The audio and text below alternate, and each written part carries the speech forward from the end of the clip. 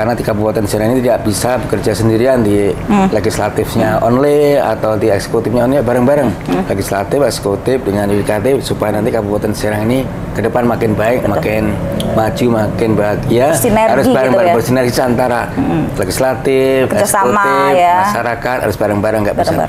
Ini arahnya ke situ Bu Neri. Insya Allah ya optimis lah.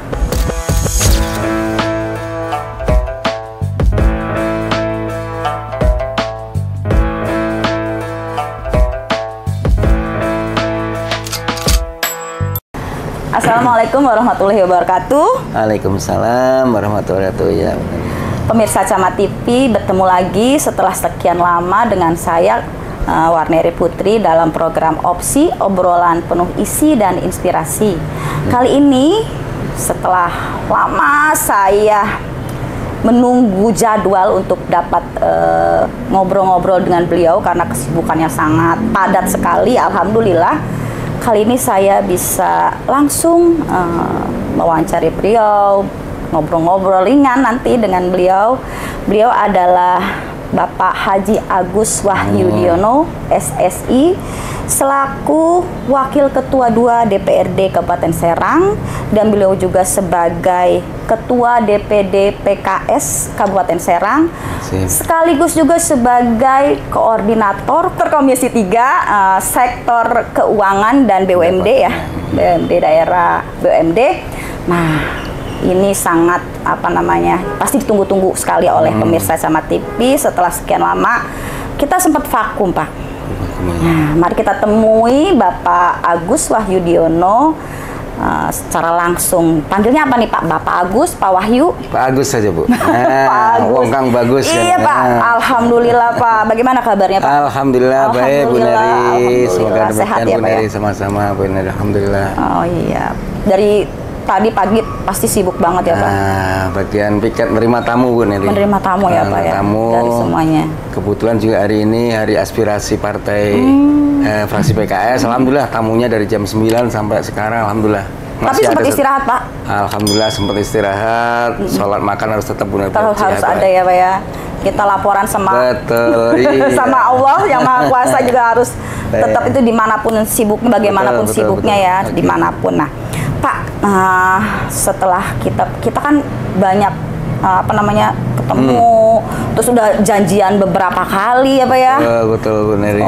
Alhamdulillah kita akhirnya bisa sore ini Bu ya, ada waktu. Iya. Sama-sama terima kasih. Saya terima kasih banyak nih Pak, Bu Neri. udah memberikan kesempatan Jangan kepada. bosan untuk mampir silaturahim dan insya Allah. kebaikan masyarakat. Iya itu saya khawatir mengganggu kesibukan Bapak karena kan makanya coba sama tim kalau misalnya Pak Agus misalnya punya waktu, kita minta waktunya dan alhamdulillah sore ini bisa qadarullah bisa ketemu langsung ya Pak ya, ngobrol. Nah ini Pak, mungkin kita nggak akan jangan yang berat-berat. Jangan yang berat-berat Bu ya.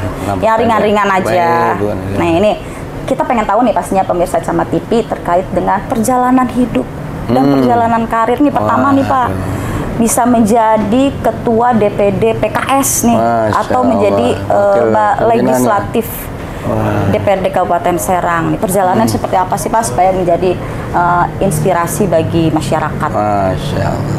Terima kasih Bu Neri, sehat selalu sekeluarga. Senang sekali bersama Camat TV bisa sharing berkaitan yang ringan-ringan. Betul. Yang berat-berat nanti ada bagiannya Bu Neri ya. Yang berat-berat kita. Yang penting bermanfaat. Itu aja sih, Pak. Jadi kalau kita memberi manfaat dimanapun kita ditempatkan Bu Neri ya. Betul.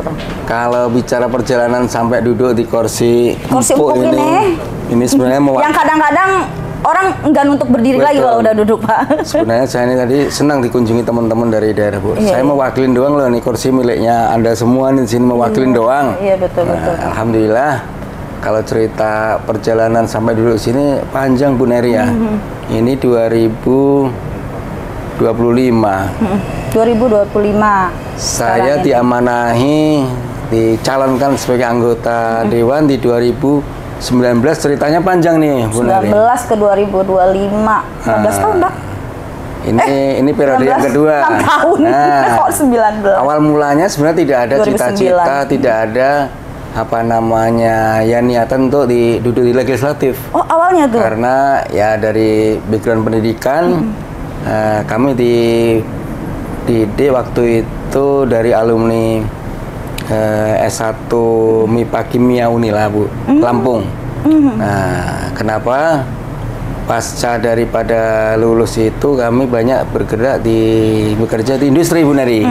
Nah, di industri bahan baku dari bahan kimia dan bahan baku dari yang khas Sumatera, yaitu bahan baku latek ataupun apa namanya getah latek untuk sarung tangan medis, Bu. Oh. Sarung tangan medis yang untuk operasi di rumah sakit. Iya. Waktu COVID ada yang panjang itu, kemudian juga untuk alat kerja. Nah, panjang ceritanya dari 1996 sampai 2012 kami aktif di perusahaan, perusahaan alat kesehatan sebelum menjadi Amanati Wakil Rakyat ini. Nah, kemudian di 2013-2014, nah kami juga ikut apa namanya di kegiatan partai. Kalau dulu waktu di kampus kami belum berpartai, Bu. Nah, ketika hijrah panjang ceritanya sampai ke Cikande, di kawasan industri Cikande, tiba-tiba kejaring nih sama partai PKS nih. Oh, ini ada aura dari Lampung nih. Ada aura dari Lampung yang bisa dibidik nih ceritanya. Tapi emang Bapak dari Lampung apa dari Serang? Dari Lampung, Ibu. Oh. Di Lampung, cuma dibesarkan di Jawa, kuliahnya di Lampung. Nah, kemudian begitu bekerja di Cikande. Ada bibit-bibit cahaya PKS nih dari Lampung nih. Nah, saya ada cahaya-cahaya PKS ya kalau kesini. Nah, waktu itu ceritanya diambil sebagai bendahara di PD PKS Kabupaten Serang. Kalian lihat, wah ini dari perusahaan sebagai manajer operasional, kepala produksi pasti bisa backup nih kegiatannya. Jadi bendahara di PD di tahun sebelumnya. Nah, di 2014 sempat dicalonkan. Mohon maaf sebelum dicalonkan, jadi panitia penjaringan. Kamu sempat menjaring nih. Nah. Menjaring anggota. Menjaring calon anggota. Calon dewan yang akan dicalonkan di 2014.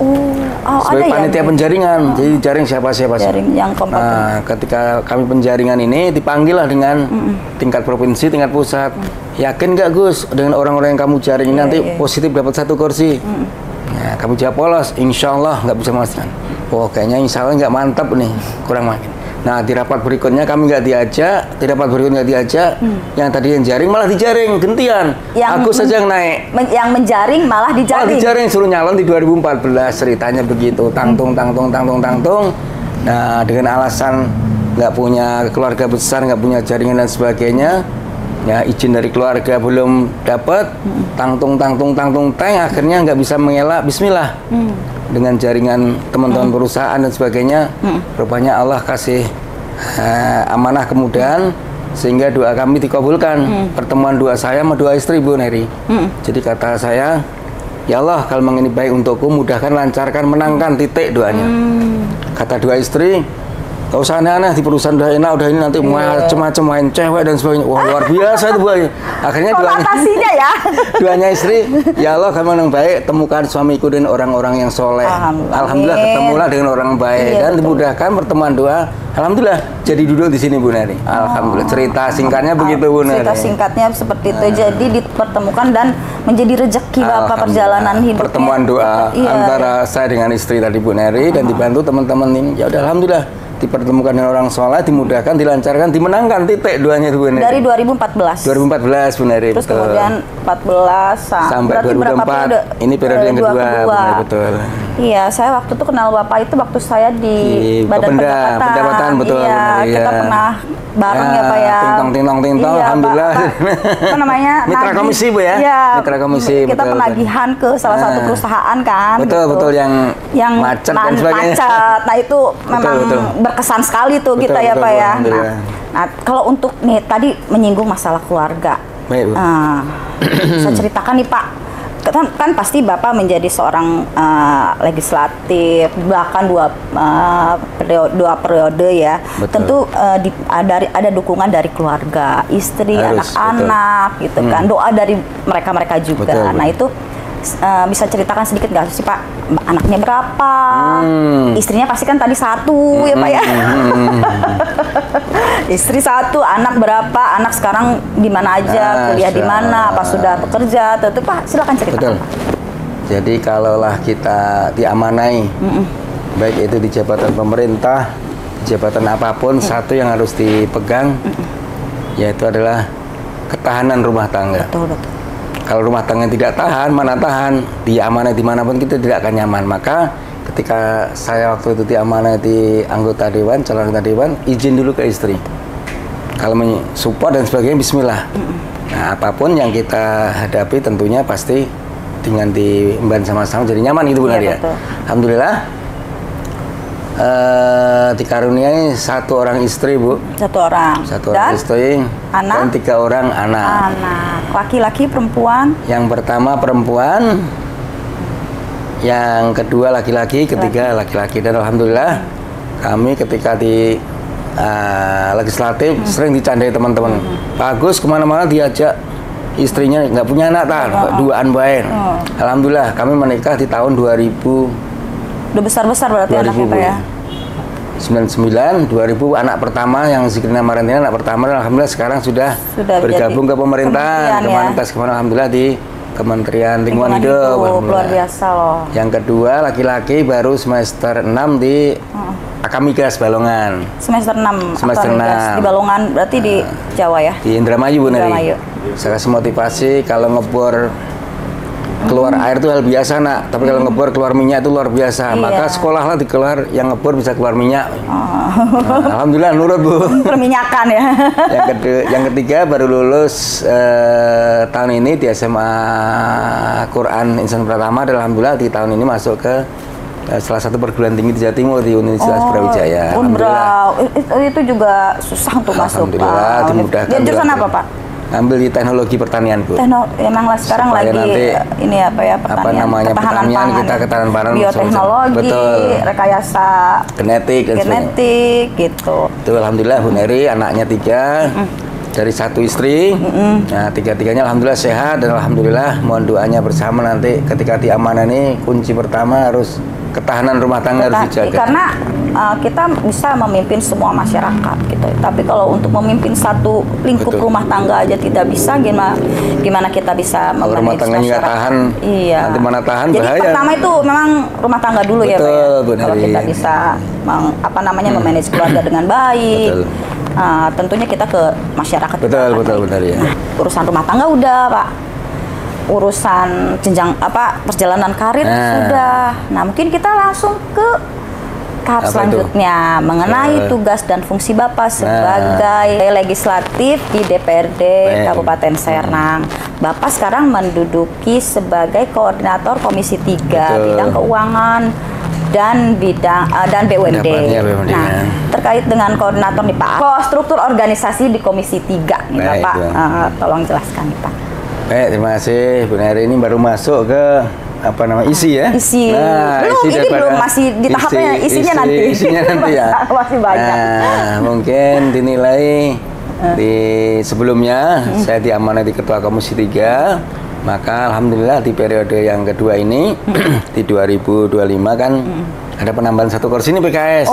Alhamdulillah dengan 6 kursi kami dapat wakil pimpinan. Nah, ketika dirapatkan dengan pimpinan, nah bagus mau jadi koordinator komisi mana nih? Nah, sesuai dengan pengalaman sebelumnya supaya ya ekonomi, pendapatan dan kerjasama dengan OPD-nya lebih sinergis, lebih mantap lah. Yaudah, saya diamanai di koordinator ketua komisi 3. Tentunya Komisi 3 ini mitranya salah satunya ada Bapenda, ada Diskoperinda, ada kaitannya dengan pendapatan, dengan adanya BUMD, ada rumah sakit, supaya ke depan ini sinergis dalam pelayanan, juga dalam peningkatan pendapatan, maka kami diamani di situ. Tentunya bermitra dengan siapa? Di Komisi 3 ada unsur pimpinan, ketua, sekretaris, bendara. Kemudian mitra-mitranya siapa? Ya dengan OPD tentunya kita akan komunikasi supaya yuk karena di Kabupaten Serang ini tidak bisa bekerja sendirian di legislatifnya only atau di eksekutifnya only, bareng-bareng legislatif, eksekutif dengan yudikatif supaya nanti Kabupaten Serang ini ke depan makin baik, makin maju, makin bahagia. Harus bareng-bareng, gitu ya? Bersinergi antara legislatif, eksekutif, masyarakat harus bareng-bareng, nggak bisa. Ini arahnya ke situ Bu Neri. Insya Allah ya optimis lah dengan diamanai di ini memberi manfaat dan ya terutama terkait dengan pendapatan daerah. Betul, Pak, harus ya. makin naik. Karena kan di sini masalah keuangan, artinya hubungannya pasti pendapatan. Apalagi mitra kerjanya itu OPD-OPD yang memang mencari sumber pendapatan, nah, baik itu dari pajak maupun retribusi nih Pak kan, gitu. Seperti Bapenda, karena di situ ada pajak kan, terusnya dinas koperasi, ada retribusi. Ya, mungkin LH gitu ya, kan ada retribusi sampah semuanya. Perhotelan, pariwisata, nah itu di pendapatan. Terus kemudian kalau menurut Bapak nih pendapatan asli daerah dari sektor pajak dan retribusi sudah seperti apa nih Pak? Ya Alhamdulillah ada kenaikan. Namun kita tidak puas dengan naik rate seperti itu. Pasti kita makin tahun makin ini harus ada peningkatan terus sebenarnya. Karena kebutuhan daerah juga bertambah kan, gitu Pak. Maka harus ada inovasi-inovasi, terobosan-terobosan sesuai dengan waktu Bu Nari jabat di Bapenda dulu kan. Kabid dulu. Kabid penagihan yang galak tapi ada efeknya bagus ya. Nah tentunya ada inovasi-inovasi supaya pendapatnya makin naik karena ya kebutuhannya juga akan naik. Apalagi sekarang kan dengan adanya efisiensi dan lain-lainnya, maka pendapatnya harus kita maksimalkan, dinaikkan. Betul. Gitu. Ada ini apa namanya? Ada pembinaan khusus nggak sih Pak kepada OPD penghasil gitu? Betul. Artinya dari Komisi 3. Kita kan bermitra dengan OPD, salah satunya koordinatornya ada Bapenda, kemudian ada Diskoperindak, kemudian ada BPKAD, kemudian dengan apa namanya supaya mereka bisa memaksimalkan potensi daerah itu. Ya, paling tidak ya harus tahu paling tidak wajib pajaknya. Yang kedua harus disadari bahwa pajak inilah wajib. Kemudian harus ditunaikan yang kembali lagi kepada masyarakat. Dilaksanakan langsung oleh masyarakat. Akan dibalikkan lagi ke masyarakat. Untuk itu satu ya perlu bahwa tentang pajak ini bukan sekedar kewajiban tapi sebagai ya bentuk apa namanya hal yang harus saya tunaikan. Kewajiban kontribusi wajib bagi kita semua ya, karena kita kan menikmati semua fasilitas yang dibuat oleh pemerintah daerah ataupun pemerintah pusat. Nah Pak, tapi ada nih kita sedikit menyinggung nih ya, terkait dengan ada yang fanatik nih Pak. Orang ada yang fanatik yang tidak mau membayar pajak karena itu jatuhnya katanya apa ya, riba atau seperti apa gitu. Nah itu menurut Bapak pandangannya seperti apa nih Pak untuk masyarakat yang tidak mau membayar pajak karena katanya dalam Islam itu tidak ada yang pajak gitu. Adanya zakat. Nah ini ada korelasinya dengan Bapak nih kan. Meningkatkan insani gitu. Betul. Ya artinya di sini harus dipahami antara peraturan pemerintah dengan peraturan agama ya. Di agama kita, kepercayaan kita di Islam memang ada namanya zakat, baik itu zakat profesi ataupun zakat mal ataupun zakat apa namanya fitrah, sedekah dan sebagainya, ditunaikan saja. Nah, tunaikan saja, insya Allah tidak ada yang berzakat, tidak ada yang mensedekahkan jadi miskin, tidak ada Bu Neri. Betul. Semakin kita memberi, semakin kita diberikan tambahan sama Allah lebih berlipat-lipat ganda ya Pak. Itu ketenangan dan kenyamanan dalam hati pasti lebih tenang dibanding yang tidak patuh membayar namanya sedekah ataupun zakat. Terkait dengan pajak pasti ada aturannya karena kan hidup di negara Republik Indonesia, negara yang sudah ada aturan baik itu pajak, retribusi dan sebagainya.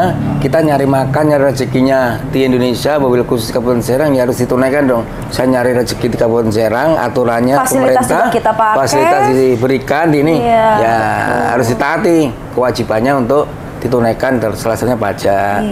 Yang punya usaha perhotelan ataupun dagang ada masyarakat, pajaknya. PBB, betul. Dan sebagainya. Artinya apa? Kalau kita sama-sama menyadari bahwa ini kewajibannya, nanti manfaatnya kembali lagi pada rasanya sih. Untuk itu bersama. Maka perlu ada edukasi.